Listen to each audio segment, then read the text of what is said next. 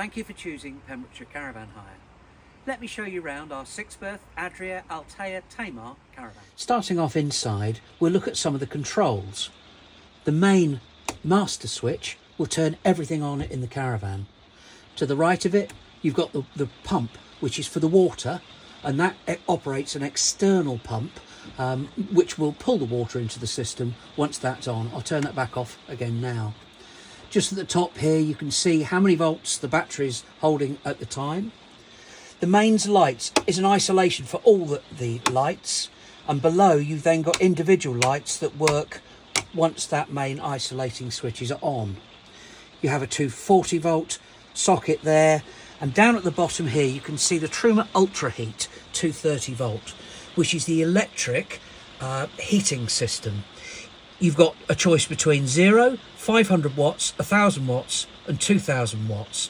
If you're on a good campsite with a good 16 amp supply, you can turn that on to 2000 or 2 kilowatts, and then you'll see a green light come on here. This will then determine the temperature by turning the middle section around. If you've got a slightly lesser supply on the campsite, then perhaps we can turn to 500 or 1 kilowatt to be able to get the heating working. On the other side of the caravan, tucked away behind the television, which I'll just move out of the way, you can see some more controls. The top control is the Truma boiler, which works off the 230 volt electric.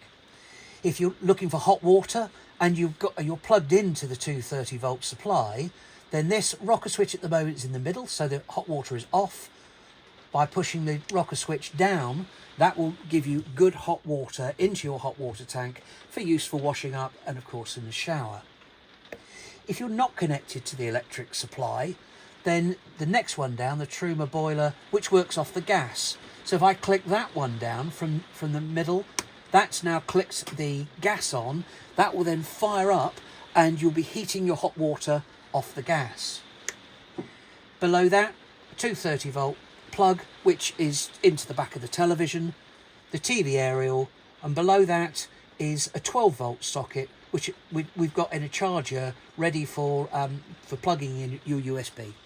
I'm now sat in the very comfortable front lounge area of the Adria. In here you can see there is an additional seat pad with a table which flips up for your cup of tea or a gin and tonic or a glass of wine. The storage cupboards above are generous. You have a radio and CD player in there as well. Each window comes not only with a fly screen but also with a blackout blind, so that you're not woken up first thing in the morning when the sun rises. This area is turned into a double bed very simply by pulling out the slats from both sides, this side and the one here, which come together in the middle.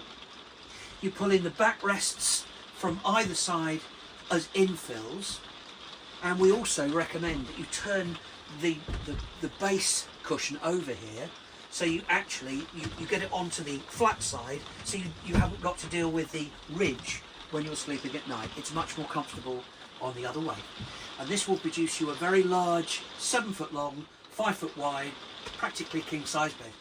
I've now moved into the dinette area in the caravan. Starting with the cupboard just here, you can see inside there's a table. Now this table we usually use out in the awning, but can also be used if you wish to eat in the front lounge area. A couple of very large storage cupboards above, storage below the seating, and this dinette area is set up ready for eating at the moment, but it can also be turned into a single bed or into bunk beds by swinging this up behind. If you are planning to do that, please refer to our separate video on how to set up the bunk beds. To turn this into a single bed, this can just be taken off.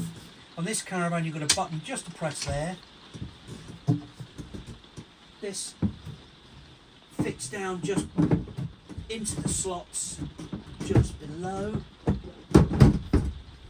And then to create the bed, just bring in the back cushions, fit that in there, and in a few moments you have a nice large wide single bed. I'm now in the slick modern kitchen of the Adria. Not very much workspace just here, but directly opposite, of course, we've got a dinette table which gives you lots more food preparation space. Up above, very large storage cupboard with microwave, melamine tableware, glasses, kettle in there. Down below you see again really big drawers, really big generous drawers, with everything from your cutlery to cling film to kitchen towel. But it has a clip that you need to make sure is fully back over before travelling, otherwise these large drawers have a nasty habit of sort of jumping out of place. Again, just below, and then some storage down there at the bottom. The hob itself, just here, is operated from the left hand side. Hold it in for just a moment, just as you would any other normal hob, and then you're away to cook. Make sure that you don't move this back down once you've just been using it, because the heat could actually shatter the top there. Finally, in this area, we always make sure that we leave washing up equipment ready for use. To the left of the kitchen, you have storage area above and below, an eye-level oven and grill, which works off the igniter in the same way as the hob did. We always recommend that when you're using the oven, the grill or the hob, that you keep the window open in the kitchen for some good ventilation. Below this, the nice large fridge is turned on by pressing that button, and you see the illuminations just here. By pressing this button here, you can move it across from electric to leisure battery to gas and back onto electric there, and you can turn it up for 1, 2, 3, 4, 5. We always recommend going on to number 4. We find that with number 5, it can actually freeze sometimes in the fridge itself. Good size inside, freezer compartment at the top. Towards the rear of the caravan, we have the fixed bunks. These are very generous in width in this particular caravan. They have a ladder which is removable, so you can store that away during the day. There is an individual light with each of the bunks. They have an individual window with the blackout blinds. There's also the ability to section off, so they've got a little privacy, those people staying within that bunk area. And beneath this is a storage area where we keep the six chairs for use out in the autumn. Between the bunks and the washroom is a wardrobe space. You can see plenty of hanging space within, and down below you've got some more storage space where we keep the hairdryer. You find here the TV aerial, which is a digital aerial, and you need to set this up every time that you get to site. We travel with it fully down for safety reasons. Open it up, push it up and turn it round to try and find the best signal available.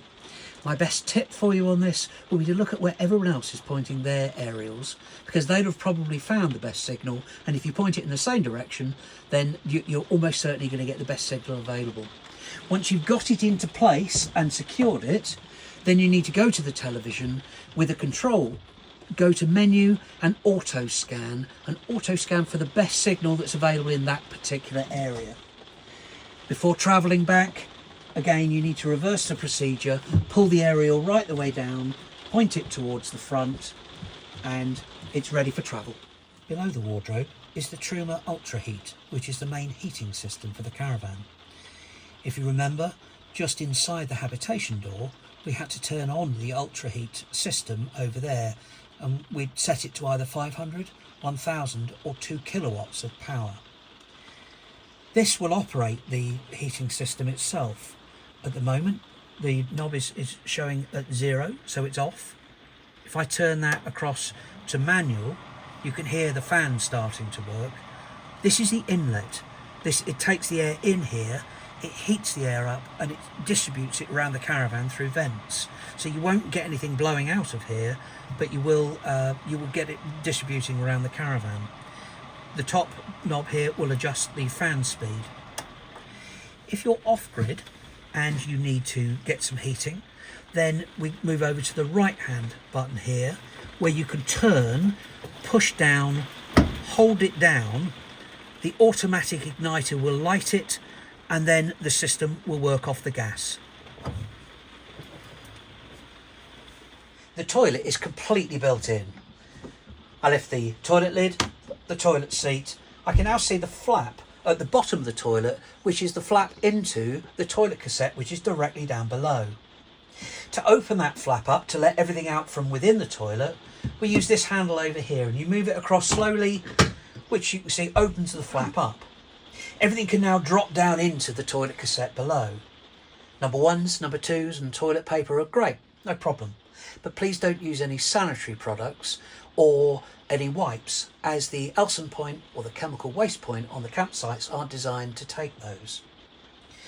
For me to shut this again, I move the handle back across, and it will then become airtight, so you should get no real back smell. To encourage everything down, we press this button, which is the flush. Now, as you can see, this is blue. It shouldn't be blue. Whoever used this last has put the wrong chemical into the upper part of the into the flush system, where it should have been the pink chemical. This should be pink. The blue is used down in the toilet cassette below. To let that back out, we open that up again. It will drop down in, and then we shut it back again.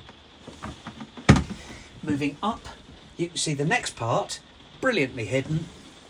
We have a sink. Hot and cold tap, and you can see that there is a plug hole down that side. When you've used this sink, make sure that the water's pretty much gone entirely from it, because when you lift it back up, you don't want the sink still to be full of water, where it might just tip down behind. Above that, lots of storage space behind the mirrors. Turning behind me now, we go into the shower, which is thermostatic, just the same as the one at home. Set the temperature once, that will work. It won't change temperature, with a shower screen that comes right across there as well. Hopefully that's given you all the information that you need to enjoy your break in the Adria caravan. In addition to this video, we have a number of other instructional videos on our website. In the caravan, we always put operating instructions and a troubleshooting guide, along with a local information pack. But if you still have any other queries or questions, then we are open between 8 and 6 every day, so please feel free to give us a call, and we'll try and sort out any queries that you may have. We do hope you enjoy your break.